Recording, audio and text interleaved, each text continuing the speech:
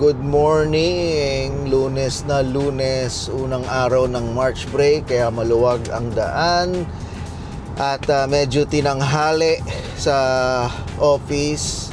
First day nung daylight saving, kaya kinapos ng isang oras ang mga tulog. At yun, we'll see. Paplanuhin din natin mamaya kung ano-ano ba ang pwedeng gawin ngayong week, ano mga nasa kalendaryo. At hopefully, para sa mga may anak ay sa amin ay ma-maximize etong March break at tingnan kung saan pwede maayos ang schedule. Ayun, stay tuned.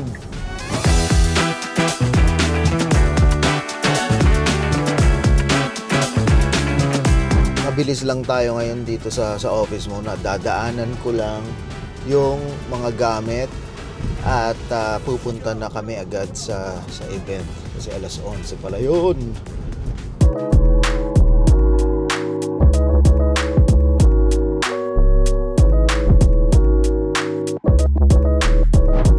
Hi guys!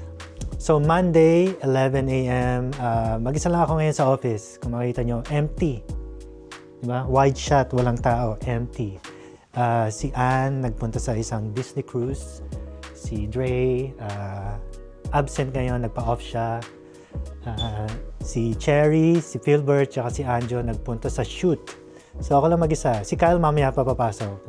Mga hapon pa siya pumapasok eh. So ito ang office namin. Empty. Ako lang mag-isa. So ito. Bigyan ko kayo ng tour. Ito ang mga gamit. May TV doon. Yan ang FTV channel. And ito ang desk ni Miss Dre. Kung kita nyo, meron pa siya dun yung ube white chocolate na nireview niya last week. Meron siyang special Mona Lisa. Diba? Yan ang original na Mona Lisa. Ito ang aking desk. Yan, naka-open ang ating Premiere Pro. So, since ako lang nandito, obviously, ako lang yung nag-work dito sa office. Papunta tayo sa location dito sa may Scarborough Civic Center. Sumama si Anjo. Sumama ako. Kasi sabi ko yung parang gagawin ko sana, bukas ko na lang gagawin. Hindi ko pa siya napag-prepare ng weekend. Eh. In short, tinamad. Wala si Cherry pa ha, kaya na medyo concerning. Kasi kung di ako nagkakamali ng usapan, parang sabay-sabay na ba pupunta, hindi ko makontak. Kailangan si Cherry dito kasi ito yung pinaghandaan niya. Tsaka may nakaset na siya na parang story, 'di ba? Yeah. Na gagawin para sa mga youth summit Kasi ano ba mangyayari? Youth summit. So parang since March break ngayon, I think dun yung time na nakagather sila ng mga estudyante na walang pasok ngayon. Kaya swerte kayo kasi nung nag-high school ka dito, may tropa ka agad eh. Diba? Ako, meron ako. Ako, traumatic yung high school ko dito. Unang high school ko dito, binabato kami ng mga sa cafeteria. Talagang parang pelikula, binabato ako ng mga basura. So parang yung mga makikita mo sa mga movies, pag yung nambubuli. And itong mga gantong mga event, 'di ba? Yung mga resources na sineshare dito, whether okay. Ngayon kasi iba na, may social media na eh. So sobrang malaking hurdle yon. Pero dati, again, siguro hindi lahat, pero kung saan ako sinalpak dati, walang orientation, walang high school ka na ba agad? High school ako noon, grade 11. Grade 11. So grade 11, nabully ka pa rin? Oo.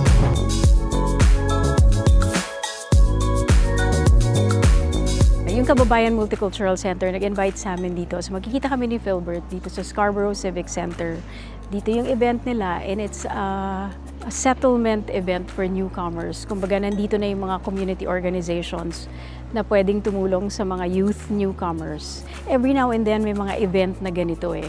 Or may mga organizations that are funded by the Canadian government para tulungan yung mga newcomers. So the activities usually are, pare-pareho yan eh. Pag merong mga settlement events, meron silang mental health services, merong services pag tulong makahanap ng trabaho, magsulat ng resume, minsan kahit magpahiram ng mga suits para sa interview nyo or some semi-formal na kailangan nyo isuot for your interview. So it's actually kind of mind-boggling for someone who's not from Canada to know that these services are available to newcomers in Canada that are funded by the Canadian government. Kasi gusto ng Canada na maka-adjust yung mga tao.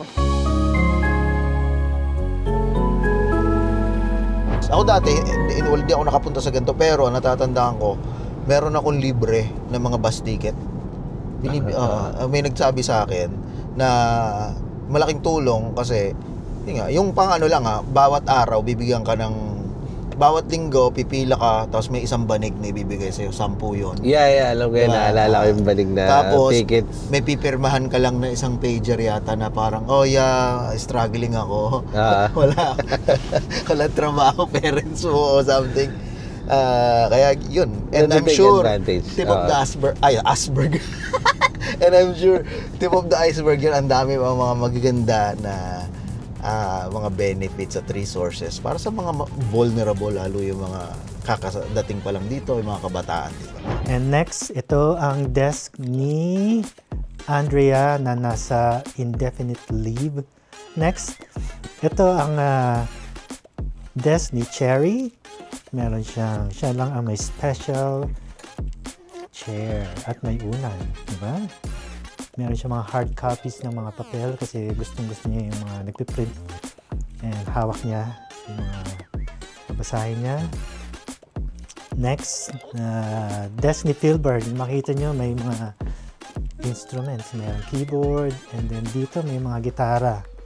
Diba? Minsan nagre-recording din siya kaya meron siyang 2 speaker, 2 monitor. Yan ang kanyang desk. Meron siyang malaking tubig.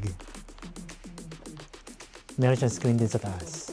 Next, ito ang desk ni Anjo. Diba?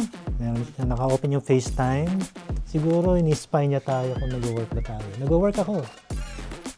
No? For the vlog. Meron siyang 3 mug. Tinry niya yung ube white chocolate kanina. Yun, ubos.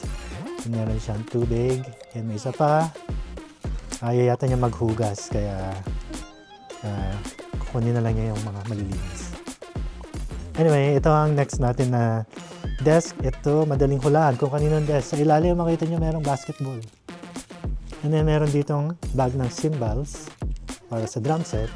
So, ito ang desk ni Kyle.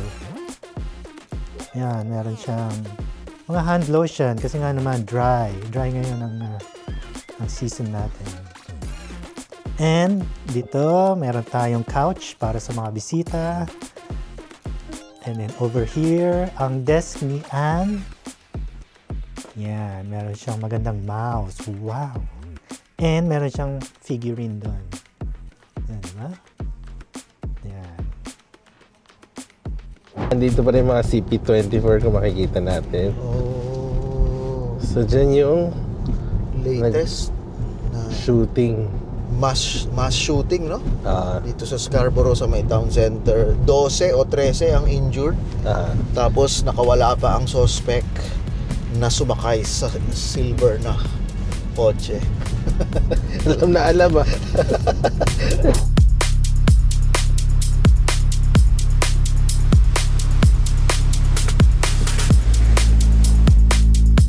So, ito, Photoshop naman tayo ngayon. Nasa Photoshop tayo. Kasi gusto natin gawa ng thumbnail. Pag nagpo-post tayo sa YouTube, nagpo-post rin tayo ng thumbnail. Kailangan maganda yung thumbnail Kasi natapos na natin itong show, From the Vault, Local Artist for Your Playlist. So, ito yung mga bandang tumugtog na dito sa studio natin or kinover natin yung sa mga venue. So ito yung mga local bands, local artists dito sa Canada. Mga OPM artists to. So si Anjo, gumawa siya ng listahan ng top 5 niya. Hindi naman top 5 siguro. Mga so far yung 5 paborito niyan tumugtog dito. And ito yung list. So kung gusto nyong mapanood at ma-discover yung mga local artists, ito magandang video to para sa inyo. I think agree ako dun sa listahan ni Anjo. Ang paborito ko rin isa dun is yung Steel Squad, yung Yup. Ayan, magandang kanta yon. And then isa sa mga kantang nasa listahan is yung Partida, yung Milina Kulis. Yan, yun yung dalawang magandang kanta na agree ako na. Kailangan nyo i-download sa playlist nyo. Dati dina-download ko lang yung video or pinapanood ko na sa YouTube para mapakinggan siya sa kotse. Pero nasa Spotify pala. So, yeah, madi-discover nyo pala. So it's also within the Canadian interest that they get to settle properly, comfortably, para maging ano na rin sila, di ba? Maging useful member of the Canadian community na sila agad. So ito yon. At ito, since nakatutok siya sa mga youth, nandito rin yung mga universities. Toronto Metropolitan University, merong York University, may University of Ontario, University of Toronto dito sa likod ko. Pwede na rin sila magtanong ng mga programs nila. Seneca Polytechnic. Seneca is known for animation. Diba? Ito yung college. Oh, dyan graduate si Anjo. Yan, so, yan yung mga schools na nandito. Maraming Filipino youth dito ngayon. So yun ang ating tour and gaya nga nasabi ko lang mag-isa dito. Maya-maya paparating na rin sila. So sa ngayon ako lang mag-isa. Merong mga pros and cons ang pag mag-isa ka lang sa office ang pros nito usually tahimik, productive ka kasi dire-diretso yung pag-edit mo. Tapos yung audio syempre pwede kang hindi mag-headphones, pwedeng i-blast mo yung audio mo. Di ba? Hindi maano yung tenga mo. So walang maistorbo kasi yung mga katabi mo maririnig nila in-edit mo Tapos cons naman pag mag-isa ka lang dito minsan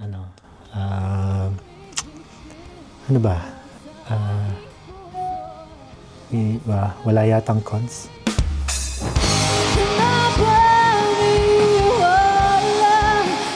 In-edit ko lang yung OPM live stream episode from last Friday. So, nung Friday kasi, meron kaming OPM live stream. Ito yung parang music show namin kung saan nag-invite kami ng mga banda, nagla-live stream sila ng 1 oras. And yun, in-edit ko lang yung performance nila, yung episode nila, basically.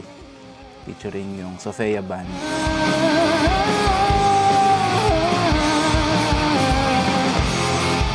Ang naging problema naman dito nung Friday, ma-feedback yung mic ng vocals. And na-realize ko, di ko alam minsan nilapitan natin lumapit tayo sa may stage, parang nabanggit mo na malakas nga yung keyboard sa wedge ng keyboardist.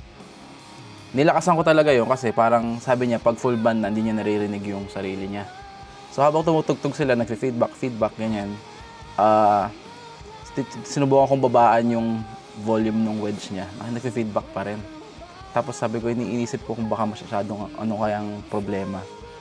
Tinry ko ulit lumapit sa stage, napansin ko na sa wedge naman nung vocalist si Ranzel, katabi lang niya yung keyboardist, malakas din pala yung keyboard, sobrang lakas din. So, yun, binaba ko yung level ng keyboard sa wedge niya and then na-control naman nun yung pag-feedback ng mic. So siguro sa next talagang importante nga na tignan din yung level ng mga wedge.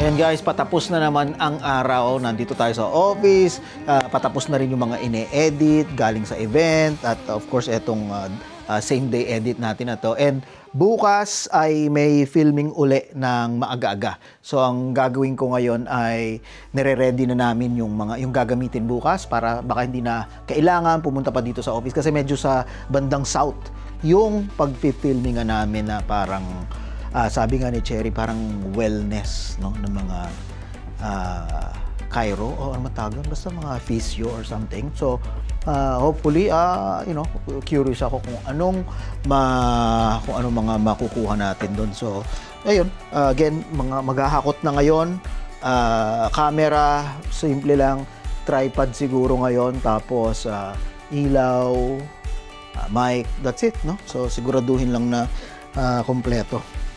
Tayo zoom. Ito tayo Sigma 1835. Battery, memory card. Yeah, see? Sabi na, wala, Wala. Oh! Nangawala yung mga memory card natin. That's it. Ayun. Takits. Saka bukas merong filming din sina Anjo sa umaga. Kaya sila na yung, as usually, bihira na nagagamit yung mga ganito kasi ang lalaki. Mas mabibigat, di ba? Pero bukas naman, since indoor, mas controlled, hindi big deal na okay lang. Kasi mas takaw attention to mga ganito, mas bulky. Pero again, dahil nga mas controlled indoor, okay lang. So, sa kanila na yung Sony bukas.